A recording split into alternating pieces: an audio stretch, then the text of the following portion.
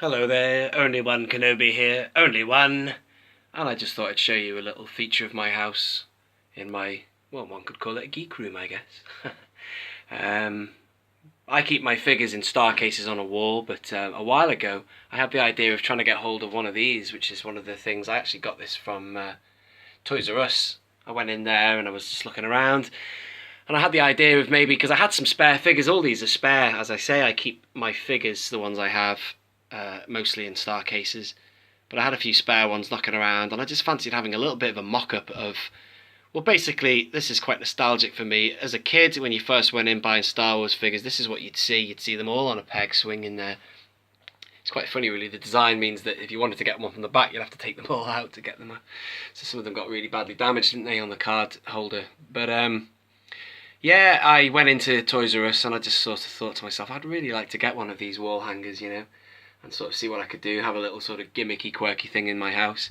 So I spoke to the guy, and I think he was the manager actually, and I said, subtly trying to sort of see if I could get buy one. How do I buy one of those pegs? I asked him, and he sort of said to me, we don't sell the pegs, sir.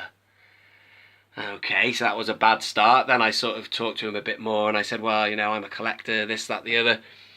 And then in the end, you know, I said, you know, what can I do a deal? Can I maybe buy something from the shop? And then maybe can you include one of these in there as well? And in the end, he said yes. So these are just a few spare cards I've got. And it's just something, as I say, it sort of takes me back to my childhood. I just simply love the vintage collection packaging. As you can see on the rest of my channel, I mainly have been focusing on the vintage collection. And why do I like it? It's mainly because, well, you know, something about the card backs are great, the design's great, but also the fact that you get a photograph from the film. They're almost like walking timelines, aren't they, really? What do you call them? Storyboards almost, aren't they? You know, you get a snapshot from the film. So anyway, let's just go through these figures just so you know what I've got here.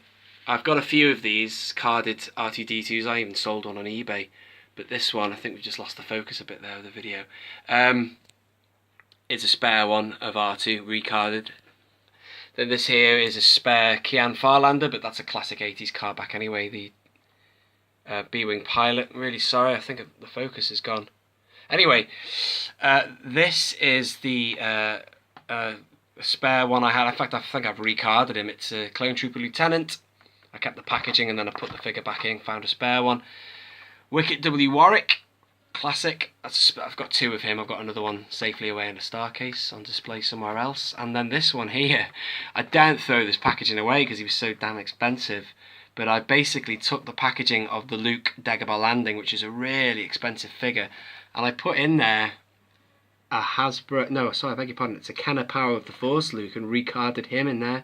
You can't really even see where they done quite a good job putting him back in there. But anyway, so there you go. I just thought I'd show you that little feature of having a peg hanger to give you that vintage 1980s feel in your home. I've got other things in here.